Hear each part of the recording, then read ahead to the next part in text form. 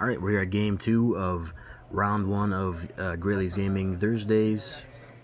Wait, that's not right. Thursday, May 5th, Yu-Gi-Oh! Tournament. Game 2, me versus Adam, ZEFRA versus Burning Abyss. Again, this is our, if you haven't seen game 1, go check that out. I explained the Heart of the Underdog and what that is, what that tournament is. It's just a non-meta tournament, basically. So Adam took game 1, and I will go first again for game 2. I open up pretty good again, and you're gonna watch me epically fail again. So anytime you open up the Servant, that's gonna just be great. So open up Servant and the Dragon Shrine, so I can send the Dark Worm, and I get a counter on the Servant, and I'll just go right into activating the Dark Worm. By the way, the cards I sided for this matchup, since it's game 2, I sided in Necro Valley and ZEFRA Path, because those are both searchable. I was thinking about siding in the D-Shifter, but since I was going first, it didn't really make a lot of sense for me. So, I get the... off the Dark Worm, I get the Gate 0, and then I activate the Oracle and search the ZEFRA. So I activate the ZEFRA. That is going to add a counter to Servant. I'm going to just use Servant's effect to summon himself, and then that's going to summon out, in the last time I summoned out Mighty Master, but I kind of feel like the Jackal King, which is a monster negate, is a little bit better for this matchup right now. So they'll both get one counter on it. I'm going to apologize in advance if I don't keep up with the counters, because it's... it can add up to a lot, and I just sometimes forget, but it's not that big a deal. I don't think I forget much, because I activate the Gate 0 as a spell, and he'll get the 2 spell counters. So I use the Wrath here to send the ZEFRA. So ZEFRA goes up to scale 7, and Gate 0 is to scale 0. So I actually have the Destrudo in my hand, so I'm going to Destrudo on the Dark Worm. Then I will Pendulum Summon out the ZEFRA, which will search me the Spell Trap. And I'm going to search the 9 Pillars again. Once again, this is such a good opening for ZEFRA. Basically have, like, the nuts. Oh yeah, so these guys, when I'm going to Synchro, but when these guys, they both... the Dark One will go to the extra deck, and the Destrudo will go to the bottom of the main deck. So I'm going to make the Meteor Burst here. Meteor Burst, this is what I was trying to do last game. Meteor Burst will summon out the Gate 0. I really like that play a lot. I feel like it's pretty underrated. Like, if you're playing Pendulums, Odd Eyes Vortex Dragon is literally like the best card you can make. So I overlay those two for the Absolute. So an Absolute, Odd Eyes Absolute Dragon leaves the field, I summon an Odd Eyes from my extra deck. So I think here for a minute. I think I take this back actually, because I need this ZEFRA on the field. So I just do the... okay, apparently I don't need it on the field. So I just link those 2 away for IP. And I misplay a little bit here. The sequences are very annoying, because I have to keep going back, putting the cards in the stupid extra deck, and then putting them in the grave. I misplay a little bit, but it's not that big a deal. So I bring out the Selene, and I was actually supposed to activate the Odd Eyes effect when I summoned the Masquerena. Luckily Adam is very generous, and it's really not... if it was like a regional, I'm sure I'd get sharked for it, but it's just a casual locals. But it is very... this deck can be sometimes annoying to play in person, just because of all the spell counters, and you have to move everything from the, sometimes they go to the grave, like I said, sometimes they go back to the bottom of the deck, sometimes they go to the face-up extra deck. Basically, I end up with a Selene and the Odd Eyes Vortex Dragon, as well as the Jackal King. Again, I should have prepared way more for the event, because I realized that ZEFRA Metaltron is kind of...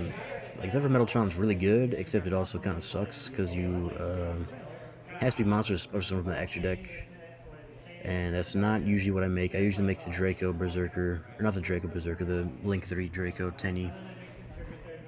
Still, though, I've got 3 negates, actually 4 technically, but I don't think I can use one of them. So, Adam Stern, again, he's playing Burning Abyss. So he'll summon, is that Libic, I think? I'm not sure. I don't know, they all kind of look the same to me. So he activates a poly, so I will use the Odd Eyes Vortex in response to that, which is going to shuffle the Servant from the extra deck back into the main deck and negate and destroy it. Odd Eyes Vortex Dragon, the fusion right there, is an Omni Negate.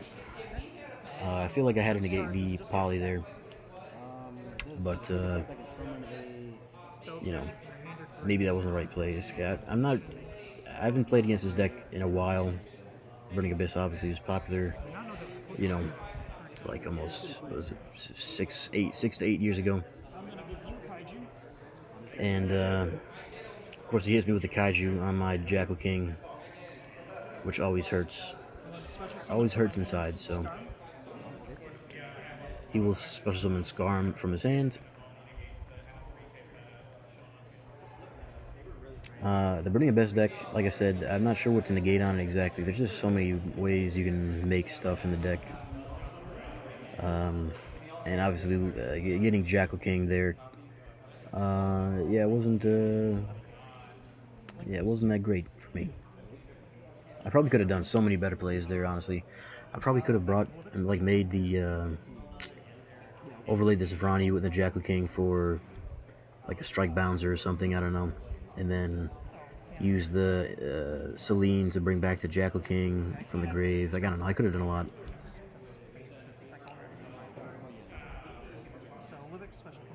So he's going to use the Libic, summon the Skarm.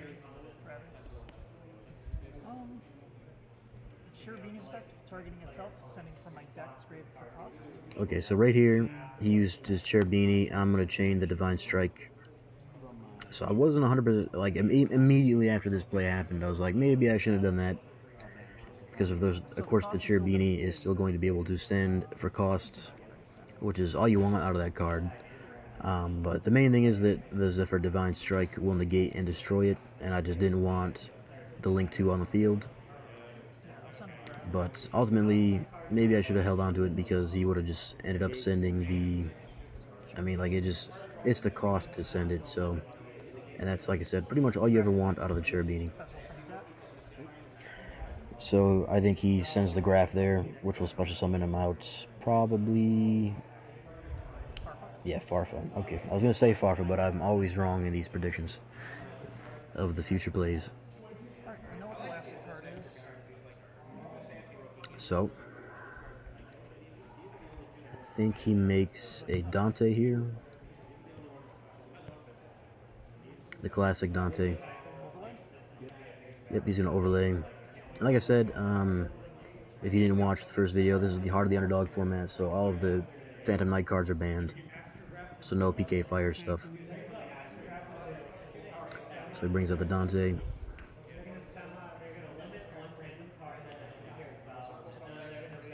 I'm not sure what's in his hand. My face down card is 9 Pillars, but I can't use it. Like I said, I was a little rusty with this deck. That's my excuse.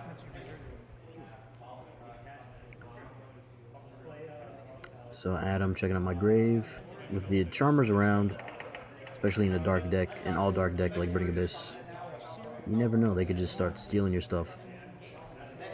So Dante will mill 3. One of the cards he milled there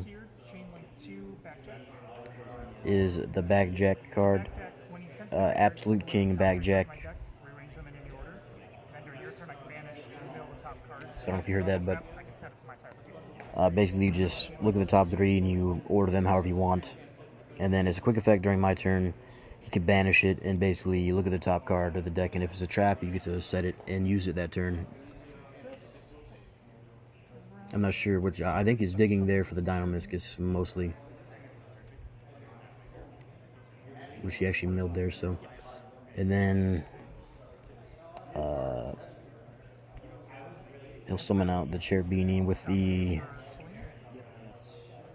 That's one of the effects. I'm not sure which one it was exactly, actually.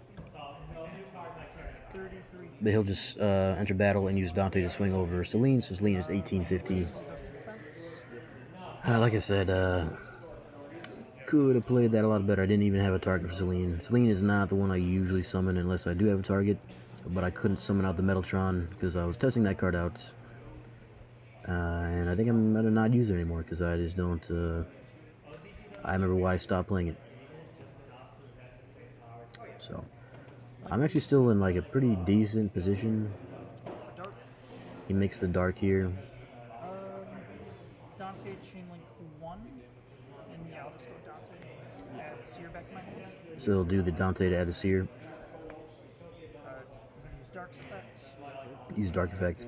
Of course, I've got the IP Masquerena in my grave. That is like the perfect card to grab out of Dark, because then right away you can go straight up into a big link. Could be worse. So we got an absolute 0. Another thing about the Odd Eyes play is that it drains your... It uses up your Gate 0, which... yeah, you know...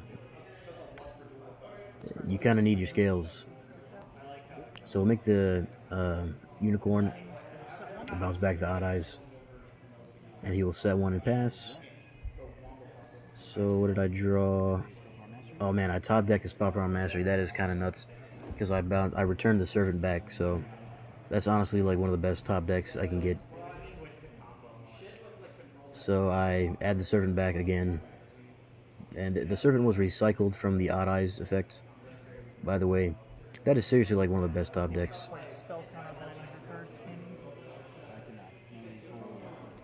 So I will just activate the Servant,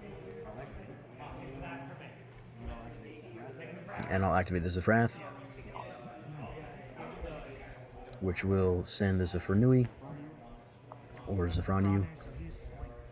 So he goes up to scale 7. Now I still have the 9 pillars set, so if I special summon out, or if I pendulum summon out this ZEFRA, it will be live. So I activate the effect to search, and I'm going to grab the Providence. At this point, I'm just trying to get as many spell counters as I can, so I could activate the Providence right away, which will put a counter on Servant, and I'll just grab the Oracle ZEFRA. Since I'm in the deck, I'll just search anyway, so activate the Oracle ZEFRA and get the search. That will put Servant at 2 counters. I already used my Pendulum Summon, so I can't make this guy, or I can't summon out the... I can't Pendulum Summon out the ZEFRA, but I can still normal summon him.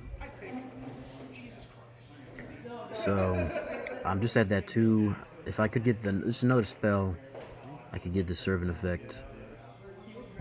Just kind of looking through my options here. So let's go battle phase, and I just attempt to crash. So he does the backjack.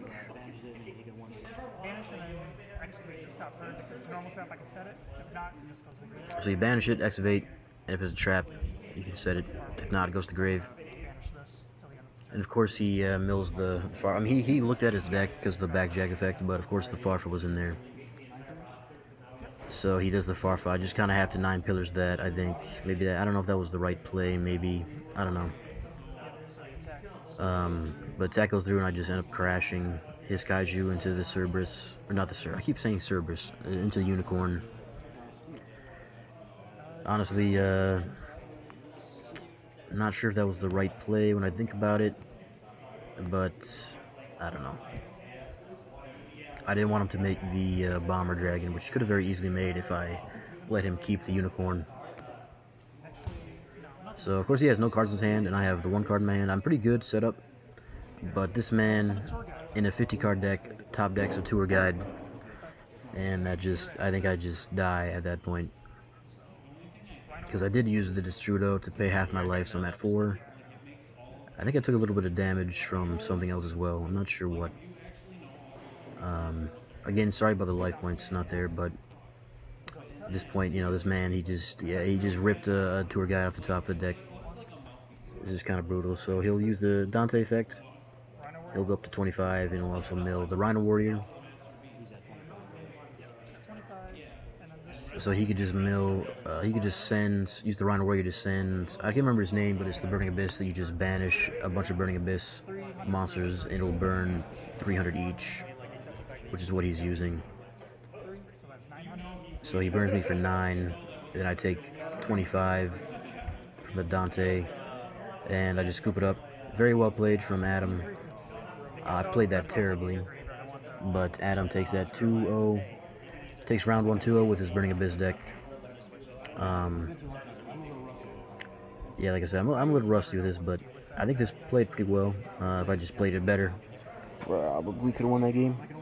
But Adam, with the Burning Abyss, I love watching Burning Abyss. I can't wait for the days to where maybe Burning Abyss will come back like Thomas Rose did back in like 2019 or whatever. So yep, this is round 1 of the Yu-Gi-Oh! Thursday, May 5th Heart of the Underdog tournament. We'll have round 2, 3, and 4 uploaded pretty soon. So thanks for watching, and be sure to like and subscribe. Peace out.